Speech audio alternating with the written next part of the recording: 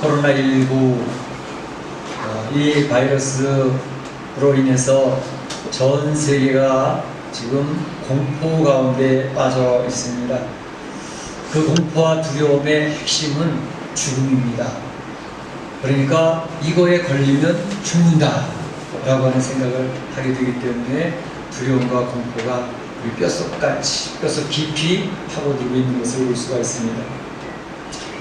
주일 아침 현재 제가 한번 찾아봤어요. 얼마나 되나. 확진자가 지금 우리 전체 인구가 몇이라고 그랬죠? 77억이라고 그랬잖아요. 77억의 인구가 있는데 그 중에서 확진 판정을 받은 것이 지금 180만, 179만 얼마만큼 나와 있더라고요. 180만에 지금 육박하고 있습니다. 사망자는 얼마냐? 사망자는 10만 8천만 명, 11만에 가까워지고 있습니다. 참으로 이 죽음이 그냥 뭐 1년, 2년, 3년 사이에 이렇게 시간이 걸쳐서 죽었다면 그렇게 충격이 크지 않을 것입니다. 단 3개월 정도 만에 3개월 사이에 11만이라고 하는 사람이 죽음을 만나게 되어졌다는 것. 그러니까 이 죽음의 공포가 이 어두운 그림자 우리를 막 짓누르고 덮고 있는 것을 볼 수가 있는 거죠. 이럴 때 우리 그리스도인들의 기도의 제목은 어떤 것이 이루어져야 될까? 제가 이렇게 광고를 통해서 말씀드렸던 것처럼 정말로 의료진들을 위해서 꼭 기도해 주셔야 될 것 같습니다. 저들이 지금 최전선에 서서 이 죽음의 싸움을 싸우고 있는 사람들입니다. 의사 선생님들, 간호사들, 사명감을 가지고 이 일을 감당하고 있습니다. 그러다 죽는 의사들도 있고 간호사들도 있었습니다. 때로는 자원봉사자들이 있습니다. 의사와 간호사들 손길 놓으면 안 된다. 그래서 자기가 위험한 줄도 알면서 자원봉사자들이 나와서 열심히 봉사하고 있는 그런 귀한 멋진 삶을 살아가는 사람들이 있는 것을 보게 됩니다. 그들을 위해서 기도해야 될 것 같습니다. 뿐만 아니라 특별히 지금 가장 힘들어할 사람이 누구겠습니까? 확진 판정을 받은 사람들. 확진 판정을 받은 사람들은 첫째는 내 몸에 죽음이 다가오고 있다라고 하는 그런 두려움의 공포도 있습니다. 특히 어떤 공포가 있을까요? 확진자라고 하면 마치 문둥병자를 사람들이 피하는 것처럼 야, 그 사람 옆에 가면 안 돼. 큰일 나. 올마. 그러니까 그들이 더 힘들어하는 것은 확진 판정 받아서 지금 내 몸이 무너지고 있다고 하는 것에 대한 두려움, 무서움도 있지만 많은 사람들로부터 격리된다라고 하는 그 외로움과 그 공포가 더 큰 겁니다. 바로 이럴 때에 우리는 그 확진자들을 위해서 기도해 줘야 됩니다. 그들이 다른 사람들은 다 동일한 조건 아닙니까? 특별히 그들이 살인죄를 범했습니까? 강도짓을 했습니까? 도적질을 했습니까? 아니잖아. 그런데 그들이 확진자가 됐잖아요.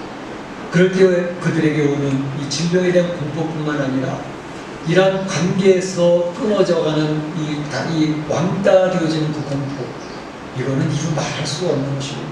그러니까 그들이 너무 힘들지 않도록 그들을 위해서 우리는 기도를 해드려야 될 것 같습니다. 그래서 잘 인내하고 잘 견뎌내서 확진자라고 해서 사실은 꼭 죽는 것은 아니거든요.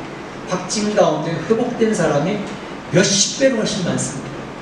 그렇기 때문에 확진자에 되어졌다는 것 때문에 너무 공포에 빠지지 않고 잘 마음에 담대하고 마음의 힘을 얻어서 이겨낼 수 있는 그런 확진자들이 될 수 있도록 확진자들에 대해서 기도해 주시고, 성도들이 그들을 멀리하면 그들을 어디서 냈습니까? 그 성도들이 그들을 이해하는 마음으로 어떻게 그들의 마음을 이해할 수 있을까? 어떻게 돌볼 수 있을까? 그런 접근이 우리 성도들에게는 필요하지 않을까 생각을 해보게 됩니다. 뿐만 아니라 특별히 죽음을 만난 그러한 가정들, 졸지에 무슨 날벼락이지 않습니까? 그런 가정들, 그 말씀드렸던 것처럼 연로하신 부모님들이 돌아가십니다. 대부분 7, 80%가 65세 이상이라고 그러잖아요. 그런가 하면 40대, 30, 40대 젊은 청년들도 이해는 없습니다. 심지어 태어난 지 1주, 2주밖에 안 됐는데도 어린 주와도 죽더라고요. 그런 모습을 보면서 참 이렇게 어려움을 당한 가정들을 이해하는 마음으로 그 유가족들이 하나님의 위로가 임하도록 우리 성도들이 기도하지 않으면 누가 기도해 주겠습니까? 우리 성도들이 그들을 위한 기도의 마음, 그들을 위하는 마음으로 이 어려운 때 접근하면 좋겠다, 그런 생각을 해보게 되는 것입니다. 오늘 저희는 이 11만 명에 가까운 죽음을 보면서 부활절을 맞이하고 있습니다. 이 부활절을 맞이할 때 그 3개월 만에 11만 명이 죽는 모습을 보면서 이 부활절에 더 의미가 깊지 않나 하는 생각을 해보게 되는 것이죠. 이 부활의 소망이라는 것이 얼마나 소중한 것이고 얼마나 중요한 것인가 라는 생각을 해보게 된다는 것입니다. 오늘 부활절을 맞이하면서 그래서 말씀의 제목을 부활 소망이라고 하는 말씀의 제목으로 잡았습니다. 부활 소망을 생각해 볼 때에 세 가지 측면을 접근하려고 합니다. 먼저는 부활의 전제는 무엇인가 라고 하는 것, 두 번째는 부활의 확실성에 대한 것, 세 번째로는 부활의 종류에 대해서 한 세 가지를 한번 생각해 보려고 합니다.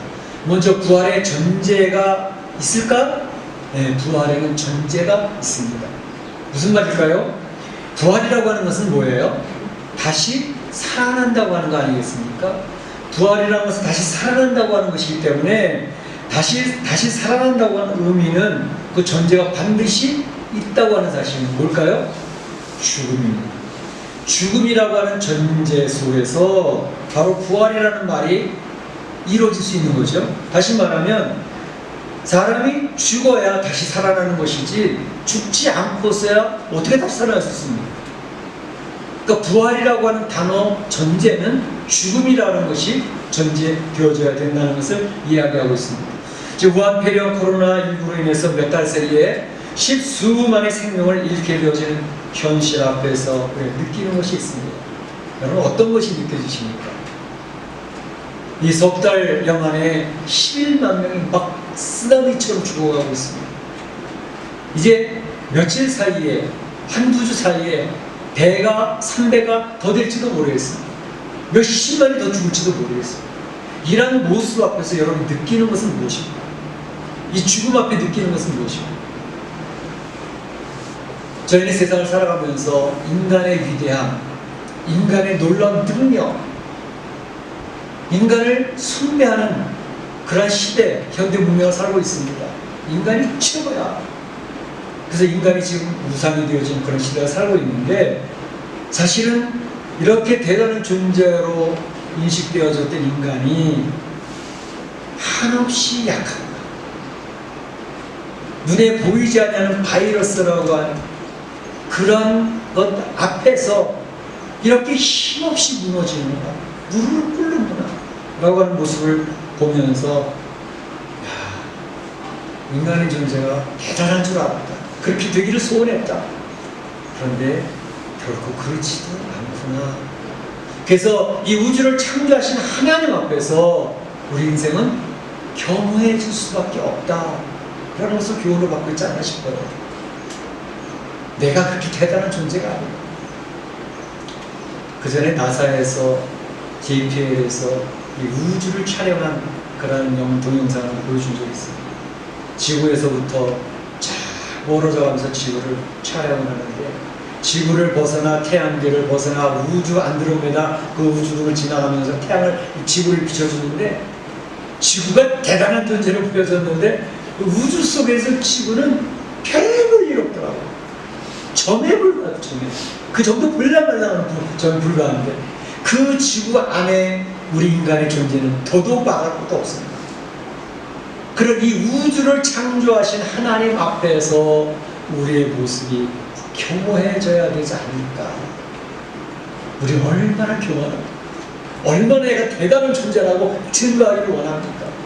근데 결코 그렇지 못하다 라고 하는 사실을 이런 죽음 앞에서 한번 우리를 내려놔야 되지 않겠나, 그런 생각을 해보게 됩니다. 그런데 이런 것을 깨닫게 해주신 이 죽음이라는 것이 어떻게 오게 되었다고 말씀드렸죠? 지난 시간에 말씀을 드렸습니다. 죽음이 오게 되어졌던 그 원인, 동기를 설명해 드렸는데, 바로 로마서 6장 23절에 있는 것처럼 죄의 싹은 사망이요 라는 것을 말씀드렸습니다. 다시 말하면 사망, 죽음이 이 땅에 오게 된 것은 죄의 결과였다 라고 성경은 정확하게, 우주를 창조하시고 인간을 창조하신 하나님께서 정확하게 선포를 해주고 계셨습니다. 그러니까 우리 개인의 죽음도 그렇지만 이렇게 많은 사람이 갑자기 죽어가는 모습을 보면서 이건 역시 죄의 결과로, 진노의 결과로 오고 있다고 하는 사실을 우리는 배워야 되겠다는 사실입니다. 성경에서는 그러한 모습들을 이미 우리에게 많이 교훈해 주셨습니다. 창세기서부터 얘기해 주셨습니다. 창세기 노아의 홍수 사건을 무엇을 얘기합니까? 노아가 살던 그 당시에도 엄청난 사람이 이미 퍼져 있는 상황이었습니다. 그런데 노아의 가족만 노아의 방주에 떼어놓고 나머지 사람은 물 홍수로 인해서 모두 한순간에 다 쓸어 죽여버리지 않았습니까? 지금으로 생각하면 이러한 코로나19의 그 충격보다 더 큰 충격이었을 것입니다. 몇 사람만 살았습니다. 나머지 다 죽었습니다. 근데 그 원인을 성경은 이야기하고 있습니다. 창세기 6장에 보게 되면 이렇게 표현했습니다. 하나님의 아들들이 사람의 딸들의 아름다움을 보고 자기들의 좋아하는 자로 아내를 삼는지라. 하나님의 아들들, 사람의 딸들의 아름다움 보고, 하나님의 아들들이라고 하는 것은 하나님을 섬기는 하나님의 백성들을 의미하는 것입니다. 사람의 딸들이라고 하는 것은 하나님을 거부하고 자기 생각대로 살아가는 불신 세계 사람들을 이야기하는 것입니다. 그런데 하나님의 아들들, 하나님은 하나님을 따르고 예수님을 믿는 성도들이 이 세상의 주인공이라는 사실을 항상 주지시키고 있습니다. 너희가 주인공이야. 그런데 그 주인공이 잘못되어지면 하나님의 진노가 임한다고 그걸 가르쳐주는 게 성경입니다. 그러니까 하나님의 아들들이 세상의 딸들의 아름다움을 보고 하나님 앞에 묻지도 아니하고 자기 생각대로 세상을 따라가니 하나님이 세상을 쓸어버린 것입니다. 그 다음에 이어지는 말씀이 것입니다. 여호와께서 사람의 죄악이 세상에 관영함과 사람의 죄악이 세상에 관영함과 그 마음의 생각이 모든 계획이 항상 악할 뿌림을 모시고 하나님 노아의 홍수를 내리시게 됐던 원인을 정확히 설명하고 계십니다. 세상의 죄악이 관영함을 보시고 그 사람들의 생각하는 것이 항상 악할 뿌림을 보시고 내가 쓸어버리겠다 결정을 하시고 노아의 홍수를 통해서 세상의 인류를 다 밀어버리셨다는 것입니다. 성경은 분명해요. 다윗이 얼마나 위대한 신앙이었습니까? 제가 말씀드린 것처럼 사무엘 24장에 다윗이 하나님을 잘 섬기다가 잠시 잠깐 신앙에 병이 들었어요. 아, 하나님, 이 정도면 나라가 견고한데요? 제가 가진 병사가 얼마나 되는지 한번 살펴보겠습니다. 그래서 군대 수인가 이 사람들의 수 징집되어져서 나 싸워서 할 수 있는 사람이 얼마인가 남자들의 계수를 하기 시작했어요. 요압이 긋고 말렸지만 하나님을 기뻐하시는 왜 합니까? 에이, 하나님 이해하실 거야 라고 하면서 했습니다. 나중에 사단의 계략에 말려들었던 다윗이 하나님 앞에 나단 이제 말씀을 듣습니다. 야, 너 하나님을 서운하게 했어. 내가 너를 처벌하려고 하는데 너에게 선택권을 주겠어. 세 가지. 첫째는 뭐예요? 7년의 환난. 두 번째로는 3개월 동안 원수에게 쫓겨다니는 것. 세 번째는 3일간의 전염병. 다윗이 하나님 저는 더 이상 원수들에게 도망다니는 것은 아주 진력이 납니다. 하나님 손에 잡혀서 처벌받는 게 좋습니다. 저는 3일간의 전염병을 택하겠습니다. 3일간의 전염병을 택해서 3일 동안의 전염병 온역이 쫙 그 백성들이 퍼졌는데 얼마나 죽었어요? 3일 동안에 죽은 사람이 7만입니다. 이스라엘 백성, 얼마 되지 않은 이스라엘 백성 가운데 7만이라고 하는 다윗의 백성들이 죽었습니다. 다윗이 통곡을 하는 거죠. 바로 하나님은 그 진노의 손길로 전염병으로 많은 사람이 죽을 원인은 물론 다윗 한 사람만의 죄악을 이야기하셨지만 죽은 사람은 그럼 괜히 억울하게 죽었습니까? 아니요. 그 죽은 사람들도 나름 하나님 앞에 그 해당되는 처벌이 되어졌던 것입니다. 또 성경에서는 이 지구상에 몇 번의 일들을 거쳐가지고 사람들이 죽는 그 사건들이 있었습니다. 어떤 게 있었죠? 유럽에서 유행했던 흑사병, 패스트가 있었습니다. 1348년부터 시작해가지고 그때에 물론 그것도 중국으로 시작됐다 그래요. 쥐로 인해가지고 벼룩으로 인해가지고 스페인 쪽에 이제 이태리 쪽으로 해가지고 유럽 프랑스 잘 접해져가지고 유럽인같이 싹 쓸어 넣는데 그때 그 패스트 흑사병으로 죽은 인구가 얼마? 당시의 전 세계 인구를 4억 5천 명으로 기억하고 있어요. 판단하고 있어요. 4억 5천 정도 되는 전 세계 인구 중에서 그 패스트병으로 인해서 죽은 사람이 1억이었어요. 7천에서 2억 가까이 된다는 게 1억으로 보게 됩니다. 지금은 11만이잖아요. 당시에는 죽은 사람이 1억입니다. 전 세계 인구의 4분의 1이 죽는 그런 놀라운 죽음이 왔던 우리 인류 역사의 기록이 되어졌습니다. 또 한 가지 있습니다. 제2차 세계대전 6년입니다. 1939년부터 45년까지 6년 동안에 각 국가들이 이기주의 국가들의 탐욕에 의해서 전쟁이 붙었는데 그 전쟁으로 인해서 죽은 사람이 얼마? 7천만 명. 7천만 명.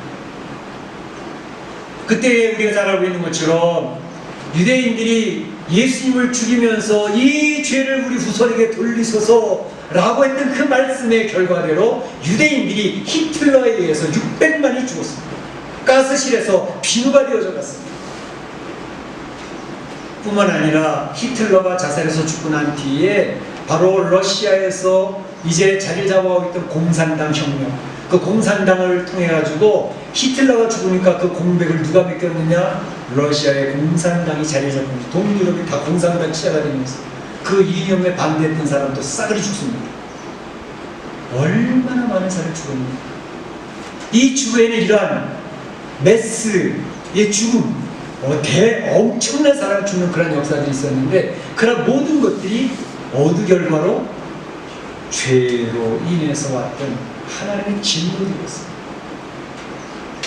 바로 이러한 흑사병도 중세기에 교회가 타락을 하고 부패하는 가운데 캐톨릭 교회가 무너지면서 바로 이 세상 인류가 죽었고 그 위에 르네상스라고 하는 인간이 중심이 된 세상이 있으면서 개혁교회가 생기면서 이제 새로운 질서가 잡혔는데 아마도 이번 코로나19를 통해서도 세계에 새로운 일들이 생기게 될 것이다 예측하는 사람들이 많습니다.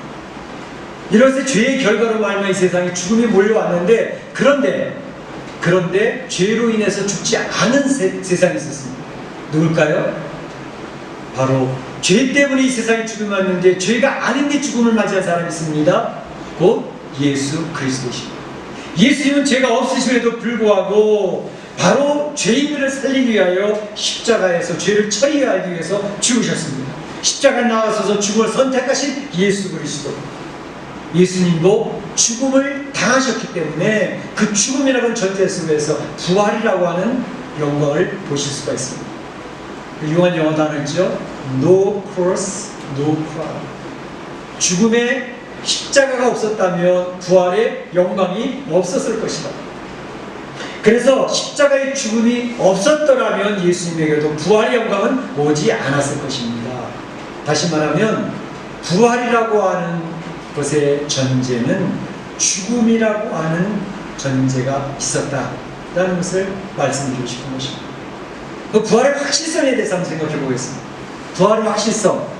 기독교에서 부활하는데 정말 부활이라는 것은 확실한 건가요? 그렇습니다. 부활은 확실한 것입니다 라고 믿는 성도들이 있어요. 그래서 부활을 믿으십니까? 그러면 아멘! 저는 확실합니다. 저는 부활이 있다는 사실을 분명히 믿습니다 라는 성도들이 있는가 하면 어떤 성도들은 글쎄 목사님이 맨날 부활하니까 저 그런 것 같긴 한데 저는 아직 잘 모르겠어요 라고 하는 성도들도 없지 않아 있습니다. 자, 부활의 확실성에 대해서 먼저 생각해야 될 것은 과연 예수님이 부활하신 것은 맞느냐라는 것입니다. 예수님이 부활하신 건 맞느냐? 예수님이 무덤을 찾아왔던 여인들이 바로 천사들이 전해진 예수님 부활하셨다. 무덤에 들어가니까 없거든요. 예수님이 시신은 없고 예수를 쌌던 세마포만 차곡차곡 객해져가지고 예수님 머리맡에 놓여져 있고 어떻게 된 거지? 그 여인들은 굉장히 당황스러워했습니다. 부활의 주님을 만나기 위해서 왔던 것이 아닙니다. 시신에 기름을 더 칠하기 위해서 기름을 준비해가지고 왔던 사람들입니다. 그런데 그 자리에 바로 천사의 선포하는 말씀이 있어. 막달라 마리아가 부활하신 예수님과 대화를 하게 되었습니다. 예수님을 확인하게 되었습니다.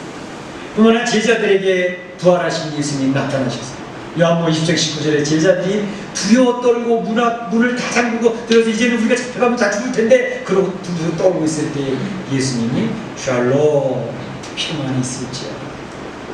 닫힌 문을 어떻게 통과해서 들어오셨어요. 제자들을 위로하신 예수님. 도마가 아이고 나는 모르겠어. 당신들이 예수님 봤다고 하지만 나는 본 적이 없어. 아직 나는 봐야 믿겠어. 도마야 내 손에 못자국이 보이느냐? 한번 만져보려? 창에 허리에 장적을 보았느냐? 한번 만져보지. 못 믿겠다고 얘기하는 도마에게 못자국을 창자국을 확인시켜 주시는 주님의 모습을 볼 수 있습니다. 실망하고 낙심하고 내 예수님을 위해서는 생명을 바치겠습니다. 절대로 예수님이 죽는 자리에 나가지 않겠습니다. 라고 했지만 세 번이나 부인하고 자기 자신에 대한 실망과 절망 속에서 고기 잡으러 갔던 베드로에게 예수님이 나타나셨어요. 베드로야 고기 많이 잡았어? 없습니다. 예수님이십니까? 맞아. 예수님이 그를 만나셨고 그에게 네가 나를 사랑하는 진실로 나를 사랑하는 부활하신 예수님이 베드로를 만나주시면서 한없이 슬퍼하고 자책하고 있던 베드로에게 다시 희망을 주시고 부활의 소망의 주님을 보여주셨던 그 모습을 잘 알지 않습니까? 엠마오로 가면서 실망하고 낙담한 대화를 나누고 있던 제자들에게 엠마오에서 예수님 떡을 띄워준 그들의 눈이 영적인 눈이 밝아지니 예수님을 확인하고 주님이시다 라고 이야기했던 그 엠마오에 가던 제자를 보여주셨던 예수님의 부활. 예수님이 보여주신 것은 몇몇 제자들 환상에 사로잡혀 있는 최면에 걸려있을 것 같은 제자들에게만 보여주신 게 아니었습니다. 한 번에 500명이 모여있는 많은 사람이 있는 그곳 예수님이 한꺼번에 그들에게 보여주시지 않습니까? 고린도전서 15장에 500명이나 되는 사람들에게 예수님이 보여주십니다. 그 자리에는 예수님의 친동생 야고보도 있어가지고 야고보가 자기 형님인지 분명히 확인하게 되어지는 부활의 모습도 확인시켜 주셨다는 것을 사도 바울은 기록하고 있지 않습니까? 사도 바울 자기 자신이 예수님 믿는 사람을 죽이러 다녔던 자신이 바로 이 부활하신 예수님을 만났고 그분에게 내가 보냄을 받은 사도가 되어졌다라고 자기 목이 잘려가면서까지 예수님의 부활을 증거하는 사람으로 살았던 것이 사도 바울 아닙니까? 예수님은 부활하셔서 40일 동안 승천하시기 전 승천하시기까지 계시면서 10번 이상이나 부활의 몸을 보여주시고 확인시켜 주셨습니다. 예수님의 부활은 사실이었습니다. 확인되어지는 것이었습니다. 예수님이 계실 때만 하더라도 야이로의 딸 회당장의 딸을 살려내시는 부활의 모습을 이미 교훈시켜 주시고 확인시켜 주셨습니다. 죽어서 그 시체를 메고 장례를 치르러 가고 있는 과부의 아들을 그 관을 대시고 기도해주셔서 그를 살려내셔서 과부에게 소망을 주셨던 예수님께서 죽어도 살아나는 게 있다고. 그가 살아나던 나사로 죽어서 냄새납니다. 시신이 썩어서 진물이 흐르고 있습니다. 그런데 나사로야 나오더라 라고 하면서 나사로 살린 것을 그 많은 이이 보는 가운데서 확인시켜준 것이지 않습니까? 죽은 자는 살아날 수 있다라는 것을 예수님은 실물 교육을 보여주셨던 것입니다. 부활은 확실한 것입니다. 예수님이 십자가에 돌아가셨지만 3일 만에 다시 살아나셔서 부활하셨습니다. 앞에서 살아났던 사람과 예수님의 부활이 다른 점은 뭐지요? 나사로, 과부의 아들, 야일의 딸 그들은 다시 부활했지만 다시 죽었어요. 예수님은 부활하신 후에 다시 돌아가시지 않았어요. 그 차이가 있는 것입니다. 분명한 사실은 예수님은 부활하신 것이 너무나도 확실하다는 사실을 먼저 믿어야 된다는 것입니다. 믿으십니까? 예수의 부활을 확신하고 믿으십니까? 그것을 믿는다면 또 확인해야 될 것이 있는데, 나의 부활도 확실한 것인가? 라는 사실을 점검해 볼 필요가 있습니다. 예수님 부활하시고 분명히 맞는 것 같은데 나도 부활하는 것은 맞을까? 맞습니다. 예수님이 선언하십니다. 나는 부활이요 생명이니 나를 믿는 자는 죽어도 살겠고, 나를 믿는 자는 죽어도 살겠고. 왜? 나는 부활이니까. 그 성도들이 강조하고 계시는 것이죠. 그리고 예수님께서 부활의 첫 열매가 되셨다고 사도 바울이 강조해서 이야기하고 있습니다. 그리스도께서 죽은 자 가운데서 다시 살아 잠자는 자들의 첫 열매가 되셨다.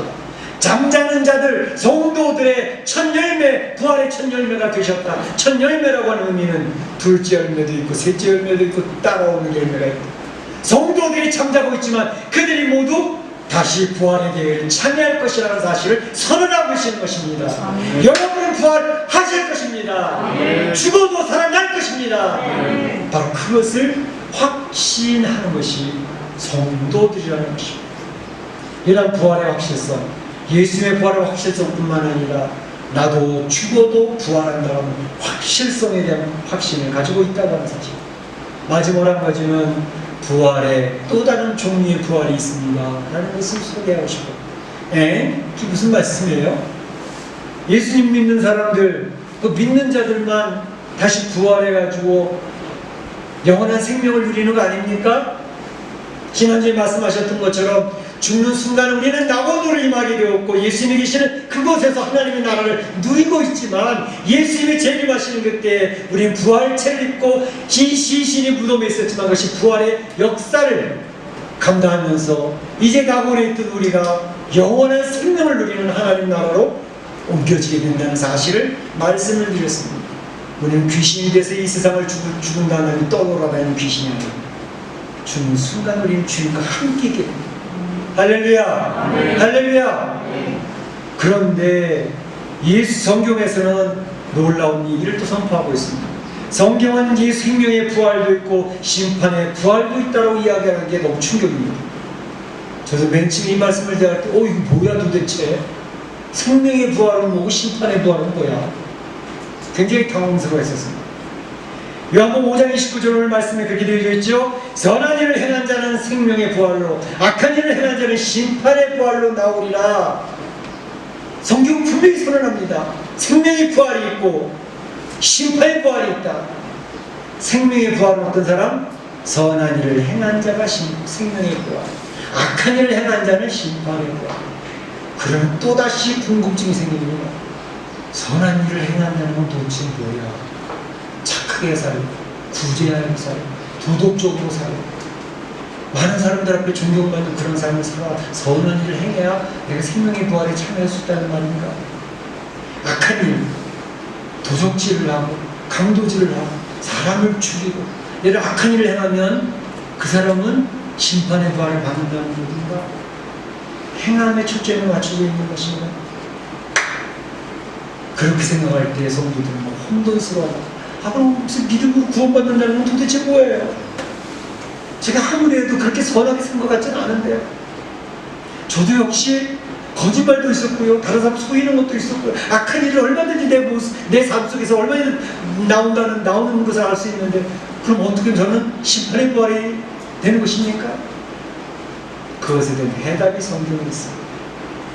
요한복음 6장 29절에 이렇게 이야기합니다. 선한 일, 곧 하나님의 일, 하나님의 일이 선한 일입니다.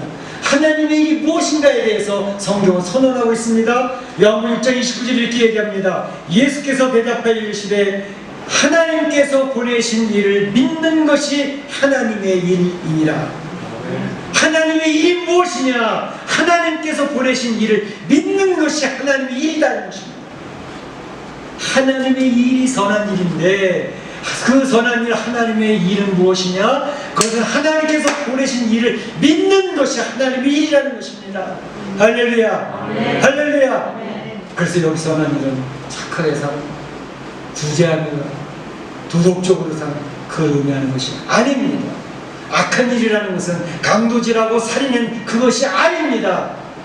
하나님의 일, 하나님이 보내신 그 예수님을 믿지 않는 일은 악한 일이라고 성경은 분명히 이야기를 하고 있는 것입니다. 우리 사랑하는 성도들은 예수님을 믿기 때문에 선한 일을 해야 합니다. 생명의 부활에 참여할 자인 것을 믿으시기를 축복합니다. 축복합니다. 그래서 예수님을 믿으면 생명의 부활에 참여합니다. 예수님을 거부하면 심판의 부활에 참여합니다. 예수님 믿는 사람도 물론 우리 무덤에서 죽었던 시신, 화장대에 뿌려졌던 그 뼈가루가 예수 재림할 때 부활의 몸을 입고 하나님의 나라, 영생의 나라에 임하게 되지만, 예수님을 거부했던, 하나님 사랑을 받아들이지 않았던 그 사람들도 죽는 순간에 음부로 임합니다. 음부에서 고통스럽게 있다가 그 다음에 부활할 때는 심판의 부활에, 안 믿는 자가 하나님을 거부했던 모든 사람이 다 살아난다니까요. 다 부활한다니까요. 근데 심판의 부활입니다. 그 심판의 부활은 또 어떻게 나가죠? 그게 이제 영벌에 쳐서 그 지옥이라는 곳으로 옮겨지는 것이죠. 영벌에 쳐서 옮겨지는 것은 죽고 싶어도 죽지를 못합니다. 자살도 되지 않습니다. 그곳에서는 영원한 형벌을 계속적으로 죽지도 못하고 형벌을 받는 것이 지옥입니다. 우리 목사들이 지옥 설교를 많이 안 합니다. 너무 두려워. 은혜도 되지 않는 것 같으니까. 근데 천국의 설교만큼 지옥의 설교도 중요해요. 예수님을 안 믿으면 그 형벌이 얼마나 무시무시한 것인가를 깨달아야 됩니다. 심판의 부활로 그들이 부활의 몸을 입고 지옥에 가는데, 지옥에서는 자살이 안 된다니까요. 더 죽을 수가 없다니까요. 그 형벌을 피해 도망갈 데가 없다니까요. 그 지옥의 영벌의 처소에서 영원한 형벌을 받는 하나님의 나라에서 평강과 안식을 누리고 오케스트라 찬양을 부리고 온 성도들과 함께 영광을 돌리는 그런 처소도 있지. 영원한 형벌을 받는 지옥이라는 것이 있다는 사실을 기억하게 되어집니다. 이 부활의 소망이 얼마나 중요한 것인가, 생명의 부활의 소망이 얼마나 중요한 것인가, 바로 이것을 우리는 기억해야 될 것입니다. 요한복음 5장 10절 오늘 말씀을 그렇게 얘기했습니다. 나 보내신 이를 믿는 자는 영생을 얻었고 심판에 이르지 아니하나니, 영생을 얻었고 심판에 이르지 아니하나니 사망에서 생명으로 옮겼느니라. 과거형이에요. 이미 이루어진 일이랍니다. complete. 이미 우리 성도들은 사망에서 생명으로 옮겨진 존재들입니다. 아멘. 심판에 이르지 아니하고 생명에 임한 존재가 되어졌다는 것을 의미합니다. 우리 사랑하는 성도들은 천국의 백성들입니다. 이 세상에서 그 천국을 누리며 살아가는 사람, 그러한 성도들, 이 주의 공포와 전세를 덮고 있는 이때에 우리 성도들은 담대해지시기를 바랍니다. 죽음을 더 이상 두려워하지 마시기를 바랍니다. 우리에게는 부활의 소망이 있습니다. 우리 사랑하는 성도들이 오늘 본문의 말씀처럼 생명의 부활을 확신하시고 이 성도들이 소망 중에 담대해지시기를 바랍니다. 승리하는 그 부활의 소망의 성도들이 되시기를 주님의 이름으로 축원합니다. 축원합니다. 감사합니다. 이 시간에 다 같이 한 목소리로 기도하겠습니다.